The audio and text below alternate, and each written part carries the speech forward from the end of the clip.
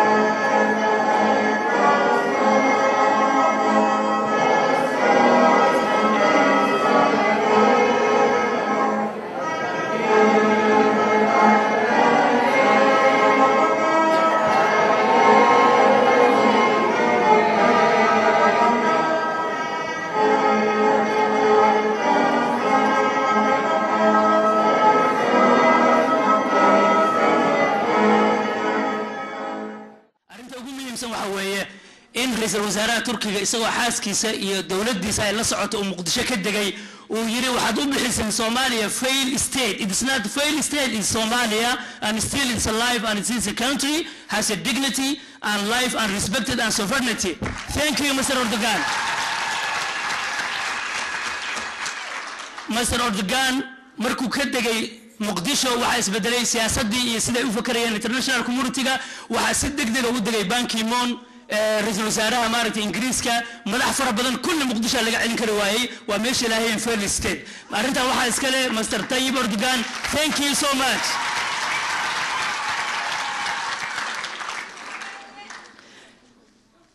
laakiin arrin yar idin sheego taariikhda Soomaaliya iyo Turkiga ma hadda kaliya bilaabatay maya qisa idin la wadaagaya qisan si fiican u dhageysta waxa laga soo guuriyay odayaal Soomaaliyeed Turkigu wuxuu biyo geliyay magaalada Berbera late 1800 or early 1900 taariikhdu markay aad 1800 dhamaadkeedii ama 1900 markay taariikhdu ahayd ayaa Turkigu wuxuu biyo geliyay magaalada Berbera ceel baa waxa qoday dawladda Uthmaniyiinta ahayd meesha ka jirtay ceelkiina ma uu shaqeynin ka bacdi Turkiga yimid waa arrin aad u layaab badan 18 kilomitir magaalada Berbera meel u jirta ayuu tuubooyin ceelka kaga soo jiiday magaalada Berbera ayuu biyo geliyay biyahaas magaalada Berbera waxa isticmaalaysay 5 sano ka hor ilaa ay laga soo bilaabo 100 sano ka hor macnaha 9 sano muddo ka badan ayaa biyahaas Berbera isticmaalaysay ay Turkiga u sameeyeen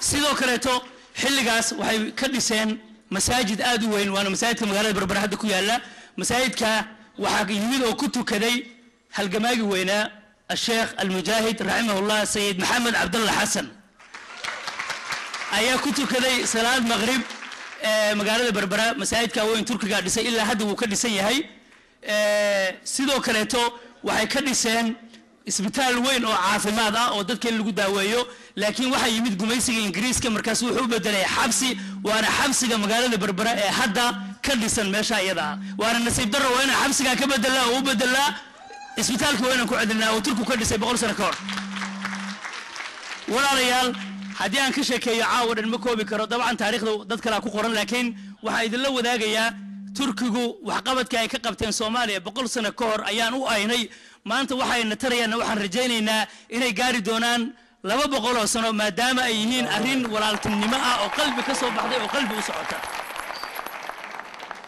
waxaan rabaa insha Allah inaan hadalkayga aan ku soo gabagabeeyo gabay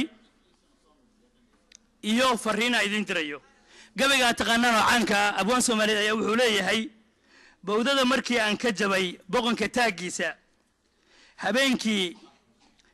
habeenkiiba waa ii biran lahaa bahalka cawlnaaye raggii buurta dheer igala baxay beerka ka ogsooni bah ilaama goortay dhammaan iga dulbooyeysay bahsa dhaysana baga inay itiri beerka ka ogsooni ninkii burunji inuu iga cuno ii bariidinayay ee aan bar kale ii tarayn beerka ka ogsooni laxaad waa baraare hadduu ii bogsado xooggu haddii uu biyaha ee bahay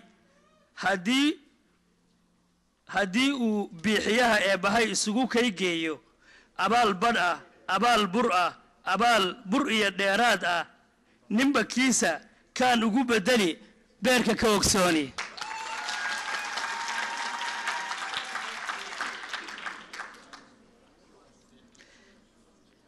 gabay ma gabiyo waana ka cudur daaranayaa walaalaha gabiyo laakiin ana waxaan ku darayaa markuu Erdogan baxay banaadir booqday beerka ka ogsooni markay abaaruhu basiyeen baladkii aan niilay ee Turkigu noo birmaday beerka ka ogsooni markay baalalay Turkish balayn big ay tareen Muqdisho ay u booday beerka ka ogsooni raaliga hada insha Allah waxaan aad iyo aad ugu mahadcelinayaa mar kale walaalaha qiimaha leh xafladda ka soo qayb galay qarniga marka laga bilaabo hijriyada 974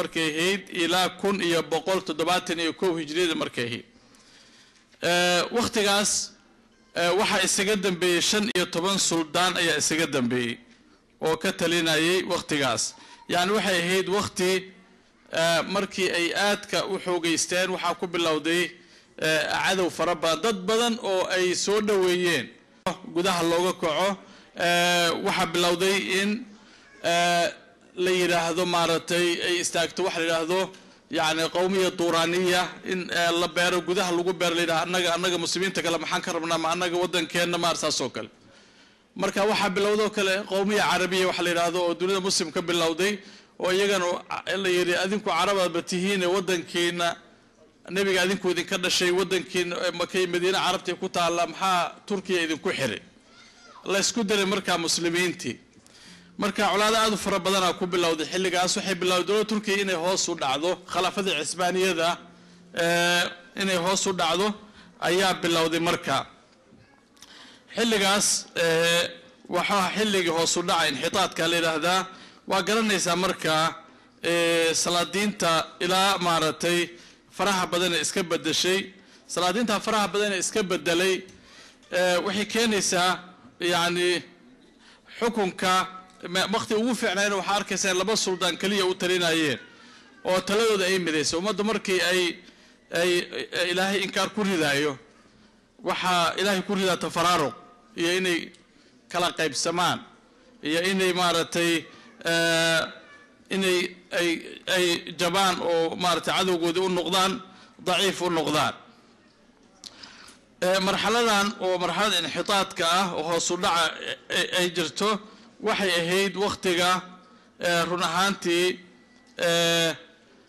ay laba qarni ugu dhawaaday laba qarni ay socotay inxitaadka hoos u jabka oo hoos ay u socdeen aakhirka dambe waxay gaareen markii u dambeysay in waqtigaas marxalada hoos u dhaca waxa ku kacay dowlado fara badan dowladaha waxa kamid ah Ruusiya kamid ahayd Australia kamid ahayd wadamada sida joogtada oo la dagaalamayay colaado fara badan ku dhacay oo gudaha ah iyo dadkii ku xirnaa aakhirka dambe waxay noqotay in dowladihii islaamka ee khilaafada hoos imaanayay in lagu diro aakhirka dambe waxay noqotay dagaalkii labaad adduunka yimid markuu dagaalkii adduunka yimidna dagaalka ka qayb gashay marka waa ku jabtay dadkii jabay kamid ahayd dowladihii islaamka hoos imaanayo faraha badnaa waa la qaybsaday 1884 kaad maqlaysaan oo history aan ku dhigano yani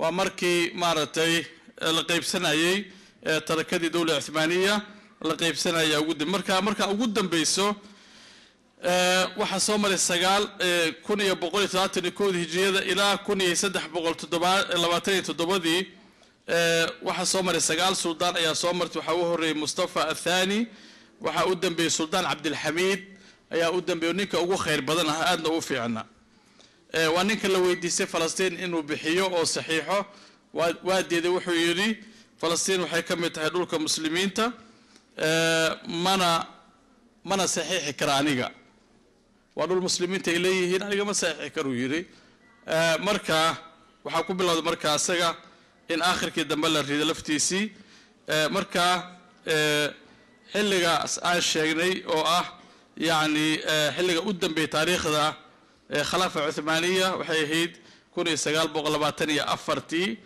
بشي مارش سد حديدي أي هيد مركا هالكاس خلافة دي كدون تي كدبنا وحب لوذي إن تركيا مرتين نقطة إن أي كوب لابطة westernization كاس أو إن نقطتين تقليدي يعني أوروبا إن يتعرضوا oo marka ay lumiso makaanadii ay ku lahayd dunida muslimka marka xilligaas u dambeysay khilaafada islaamka marka shacabka Turkiga waa shacab taariikh ku leh dadka muslimiinta xilliyada ay baabacsiin inay kor u qaadaan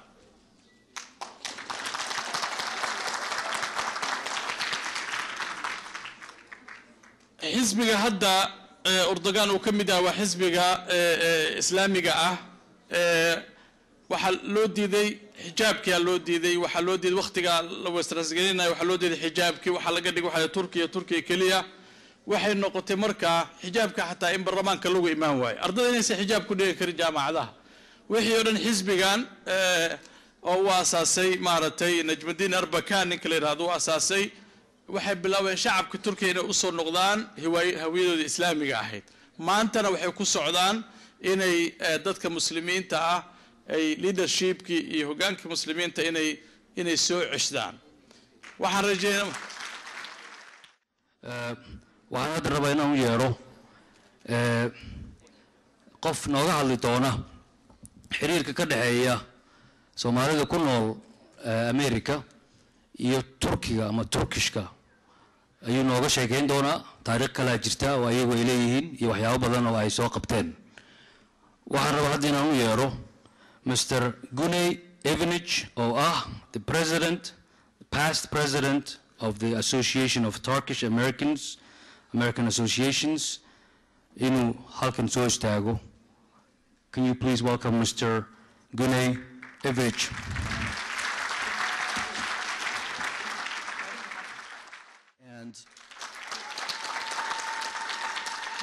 And we want to share this. We want to share this with the Somali American community. And we are so honored. The other day, yesterday, last night, around 10 p.m., as we departed from as we got off the airplane, I was thinking there was going to be one person there with a sign with my name spelled incorrectly on it. And they're going to, and then I looked, 20 Somali American leaders were there to greet us. And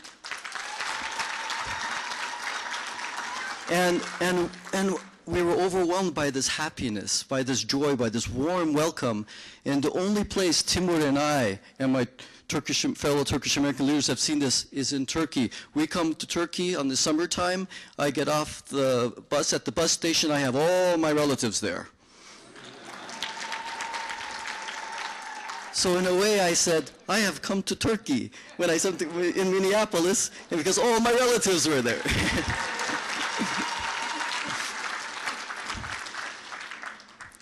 So we are totally with you. We respect, in our culture, we respect the human being's dignity. And we were totally on your side as Turkish Americans. I love my brother Hassan. I love you. May God be with you. Thank you, brother. I can call him Brother Güney Evinic. Thank you so much. We appreciate your friendship to the Somalis and Somalia.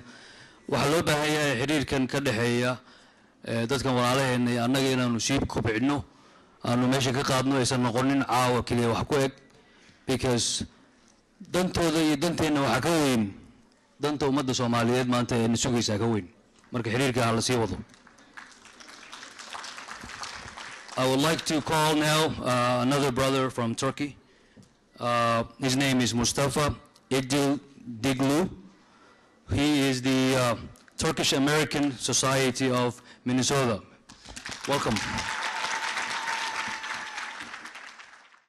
And basically, we would like to kind of thank you all, and especially the organizers of this event. And we are really honored to be here with you all day. And then we are kind of looking for a long-term relationship in Minnesota.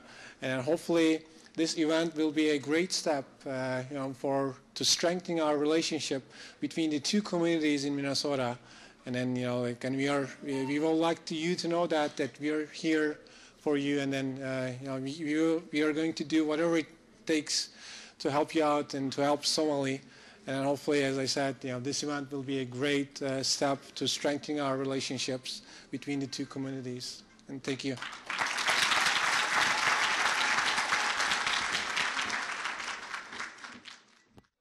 السلام عليكم ورحمة الله وبركاته.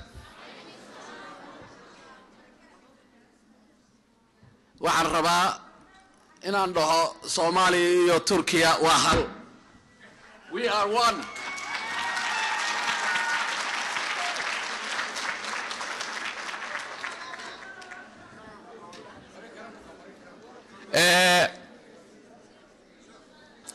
الحمد لله رب العالمين وأصلي وأسلم على سيدنا محمد وعلى آله وصحبه وسلم أجمعين. My dear brothers and sisters, the organizers, officials, especially our special guest, Deputy Ambassador Tamer Sulemas, welcome to your home.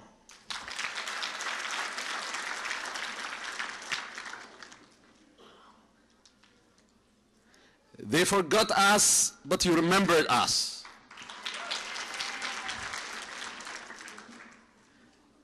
They divided us, but you united us. They harmed us, you helped us.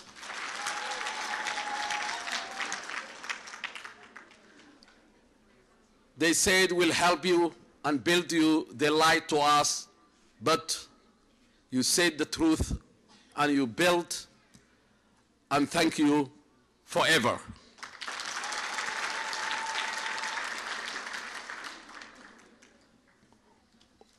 Walaalahena Turkiya, I have seen in my eyes your support. I just came back 2 months ago from Somalia when I met brothers of the Turkish members who came to help Somalia in the mosque.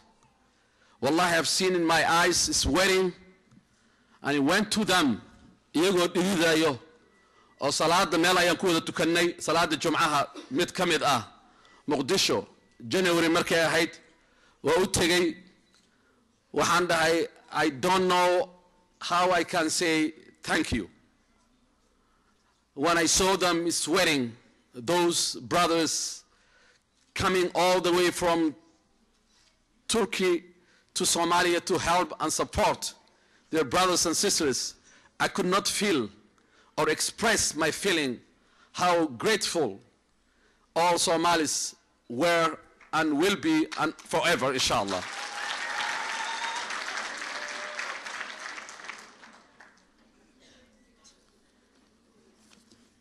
My family, as Imam Hassan, you are special in our heart as a family.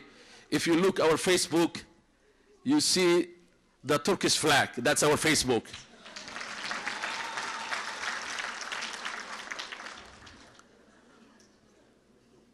One of the friends called from Nairobi, and she called my wife and she said, I see a flag, but I don't know what was that flag. And she said, that's Turkish flag. And she said, why you have there? You're supposed to have Somali flag. And she said, the Somali flag is in there. Allahu Akbar. I am very afraid tonight. I can stand in front of many students, Americans, but it's very hard for me to talk in front of all these Somali men. I really want to thank our Turkish friends, and I was truly, and I felt deeply their presence. I was one of the people who welcomed the Prime Minister and his family. At the time, Mogadishu, who was considered to be one of the deadliest and safest cities in the world. The leadership, generosity, and the compassion they showed the world caught the world by surprise. And as many of the people who were before me said, this was truly a signal from a brotherhood that actually was established long, long time ago. Indeed, what I want to say is friend in need is friend indeed. Now, I would like to say as many languages you could think of. Thank you. I will start my Somali one mahadsantihin. Arabic shukran. English, thank you. Ojibwe, which is American narrative here, native here. Megi-Wich, Vet, which is Vietnam. Kam-Umba, Chinese. Shisha. Germany, Deke. Danish, Tak. Dutch, Danku. Finnish, Kitos. Urdu, India, Shukriya. Mali, Malaysia, Trimeba Kashi. Russia, Asbeso, forgive me, Asbasibo. Spanish, gracias. Italian, grazia. Thai, Kopkum. Japan, Artigato. Artigato. Bear with me. I'll try my best. I want to say thank you as many you could think of.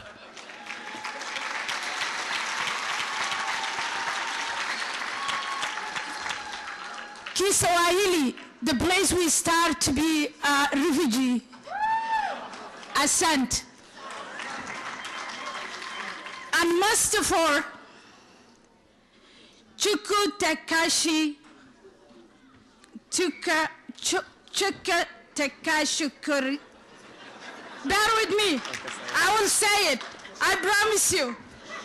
This one is tough. I just Google when I'm sitting there.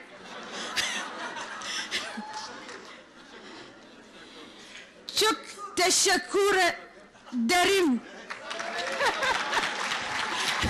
Thank you so much. Thank you. Thank you. Ambassador and member of your delegation, the Turkish American and members of the audience, it's an honor for me to welcome you to Minnesota. Your Excellency, on behalf of Somali people around the world, I want to express our deep appreciation for the great work your country had done and still continue to do it. The time is very limited. I just want to highlight that the Somali people everywhere adore you, and that's the fact. As you can see here tonight, it's a genuine love that we feel deep down here. It's very deep down here. And we also try to strengthen the relationship between, the bilateral relationship between the two countries. And also, as Ganai have said, is also to strengthen the both communities, the Somali community, Somali American community, and Turkish American community. We want to build lasting relationships. That's what we're hoping. I just want to highlight one more thing that I want to request you when you go back and communicate to Ankara with Prime Minister Erdogan, that the peace effort that your government initiated, that's something that nobody mentioned here. I want to appreciate that, because you need to talk to your enemy, not only your friends. And I believe that the Somali people, we must engage those who have the oppositions. We must engage. True and genuine reconciliation is needed. And I hope your leadership, you will do that. Because without reconciliation, as Dr. Holland said, we cannot give hope to all those youth that are stuck in Somalia. So we want you that the upcoming hosting, I hope that you emphasize all the stakeholders in Somalia, that they must reach a genuine peace. That's what we need. Thank you very much. That it's been called a failed city, and even the relief organizations didn't even visit it, really. So Erdogan really showed the world that Somalia is salvageable. It can be rescued. and he did, and we are very grateful and appreciative of that. What is also new is the unique role that the Turkish government can play. I want to mention that what is different about Turkey. I don't think it's true that Turkey is the only country that is helping us. There are many countries that are helping us. What is unique about the Turkish help is the following. Turkish can sit in a meeting in the international arena as a Muslim country. It can sit as a NATO power. It can sit as a European country. It can sit Turkey has a unique role that it can play, and it can advocate for us in the arenas of the world.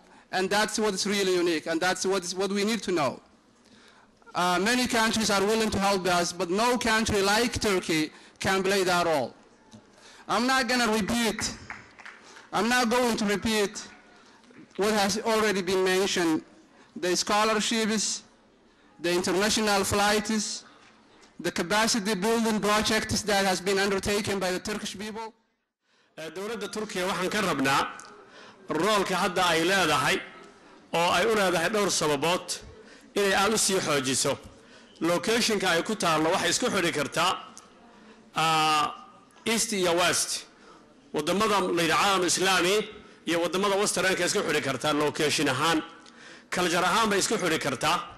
Waxay isku xidhi kartaa kala markaad fiiriso qaaradda ay ka tirsan tahay oo Asia iyo Asia-da fog sida China iyo Japan iyo Bangkok iyo Taiwan bay isku xidhi kartaa. Waxay isku xidhi kartaa locationka ay ku taalo iyo taariikhdii laga soo sheekeeyay muxuu ahaa rootkiska hore ay leeyihiin iyo xadaarada iyo civilizationka qadiimka ay leeyihiin waxay isku xidhi kartaa Africa iyo Asia iyo Europe iyo wadamo kale farama badan isku xidhi kartaa. Marka kaalintaas isku xidhka ee dowrkaas inay qaataan ayaan ka doonaynaa ama ka rabnaa dowladda Turkiga mustaqbalka soo socda. waxaan kaloo ka rabnaa dowladda Turkiga mustaqbalka soo socda oo aan ka doonaynaa inay sameeyaan inay ama soo bandhigaan waxa la yiraahdo islaamka iyo sida uu yahay diin oo tolerance ah, diin wada noolaansho aqbalaysa, diin ay dadku iyagoo wada kala dhaqamo duwan, wada kala culture duwan, ay wada kala xataa diimo duwan ay haddana wada noolaan karaan. maxaa jira adduunku maanta waa tuulo weeyaan, ma jiro adduun kala qoqobani ma jiro.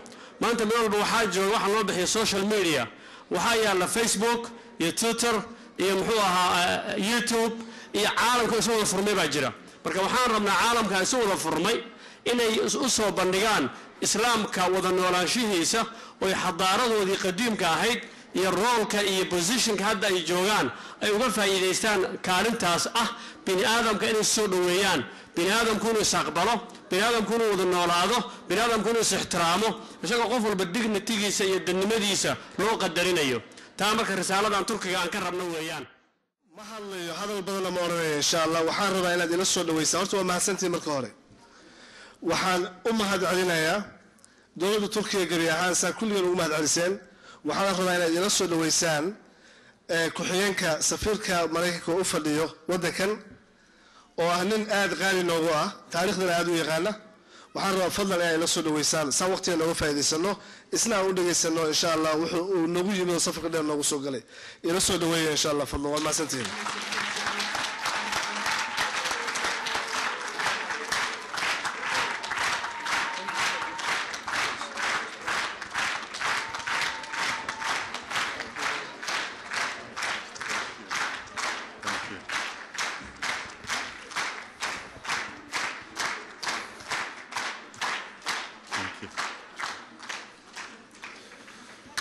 Galab wanaagsan.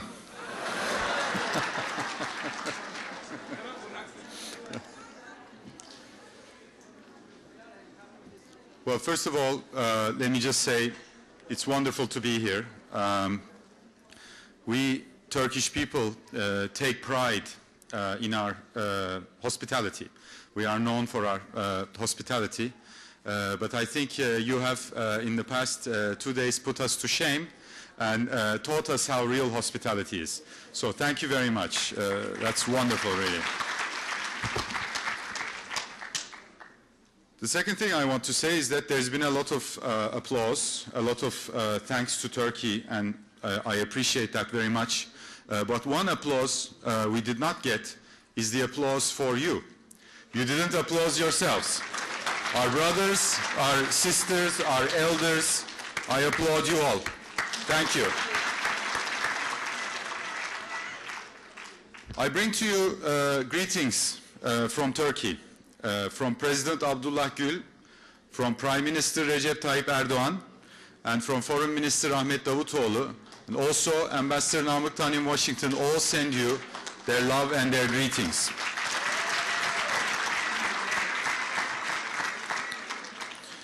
The truth is that when we look at what is going on around us, we see one big reality.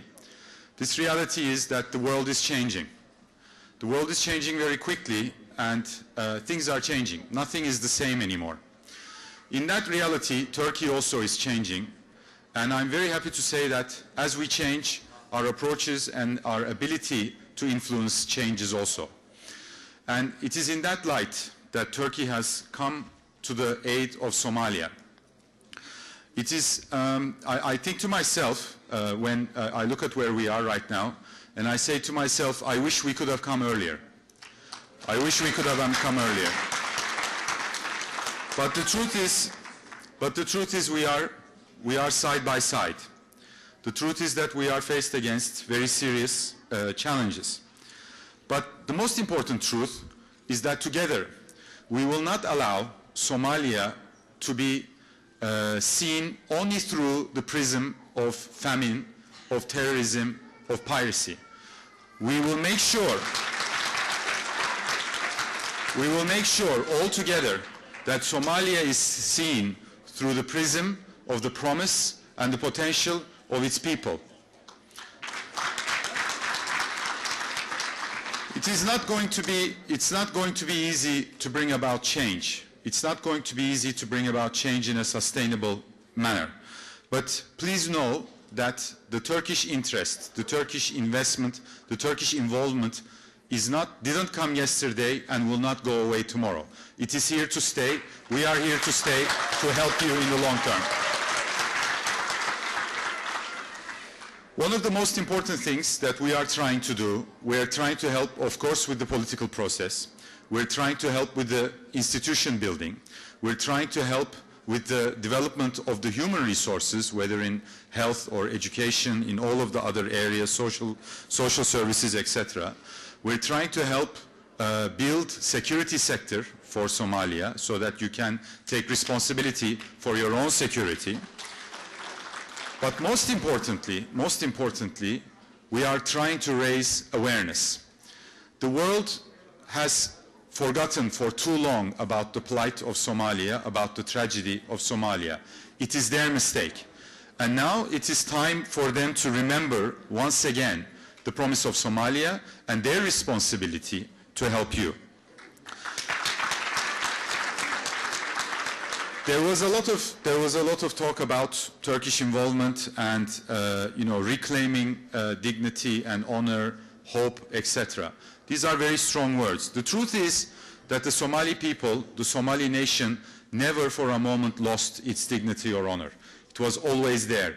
The world looked in the wrong direction, and hopefully, inshallah, the world will start looking back in the right direction.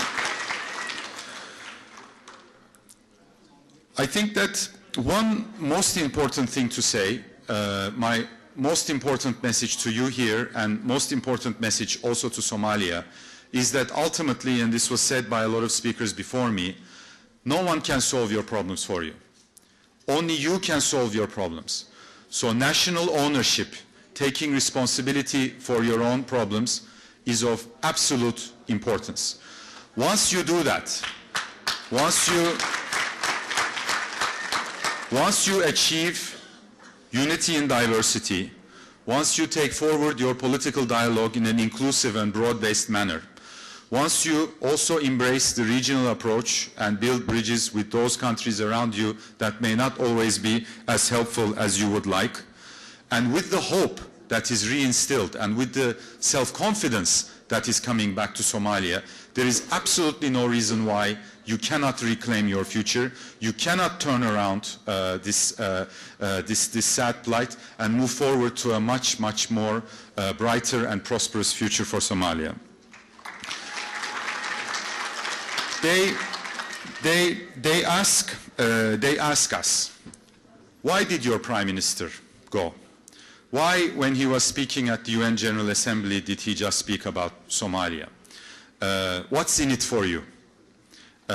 Is it religion? Is it economy? Are you going to make money out of this? Is it out of strategic interest? Are you showing off? And these questions, of course, come. But the answer is very simple. We do it because of our humanity. We do it because of our conscience. We have a saying in Turkey that you do a good deed and you throw it in the sea. If the fish don't know, the Creator will. So this is why we are with the Somali people. This is why we will continue to be with the Somalia people. And this is why I am here today as a testament to our commitment to the great nation of Somalia.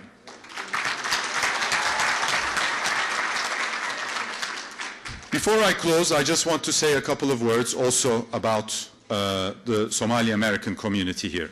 You are a very large, very vibrant community. You are making great strides in making roots in this country that has given you a new home, and at the same time you are making investments towards your motherland. The same exact story applies for the Turkish American community. They have been here a little bit longer. They are maybe not as numerically large here, for example, in Minnesota, but the reality is that there can be great synergies between the two communities. You can learn from each other, and one of the reasons that this event is very exciting for me is also because it allows the two communities to come together to build friendships and networks, and knowing also that you face challenges not only in Somalia but also in this country, common challenges with the Turkish American community. It gives me great pleasure to see that you will be able to work together to face those challenges as you move forward. I want to say one final thing. Someone during I had some very useful contacts today, very useful discussions, very nice ideas came from different groups, especially the youth of Somalia. Great ideas, very exciting ideas, and to see the commitment they have to Somalia and their intent to go back and help was hugely influential and very moving for me. But ultimately, someone during the course of today said, we are indebted to you. We owe you. And I say a simple response to this. You don't owe us anything. You don't owe us anything because we know that if the world turns, or had the world turned, and we were in your situation and you were in our situation, you would do the exact same thing.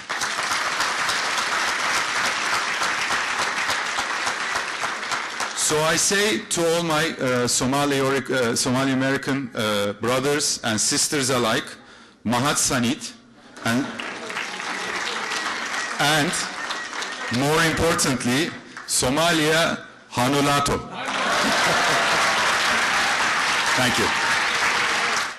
gabagabadii munaasabada ayaa dhalinyaro iyo hay'adaha ka shaqeeya dhinaca gargaarka ee Soomaalidu ay ku leedahay gobolkan Minnesota waxa ay guddoonsiiyeen safiir ku-xigeenka dawladda Turkiga hadiyado kala gedisan iyadoo safiir ku-xigeenka Turkiguna uu ka mahad celiyay hadiyadahaasi la guddoonsiiyay daawadayaal intaas ayuu nooga idilyahay barnaamijkeennii oo toddobaadkan aan ku soo qaadanay munaasabad mahad celina oo jaaliyada Soomaaliyeed ee ku dhaqan gobolkan Minnesota ay u sameeyeen dawladda Turkigu sida ay gacanta uga geysatay xaaladda Soomaaliya gaar ahaan xilliga ay macluushu ku dhifatay gudaha Soomaaliya toddobaadkan barnaamijka waxa idin soo saaray Siyaad Saciid Saalax isla markaasina dhinaca farsamada ka hagayay anigoo Talyaaniyana halkaan ayaan idin kala socodsiinayay intaan mar kale dib u kulmi doono waa bahdii Somali TV Minnesota oo idile ismaqal iyo is arag dambe oo xiiso leh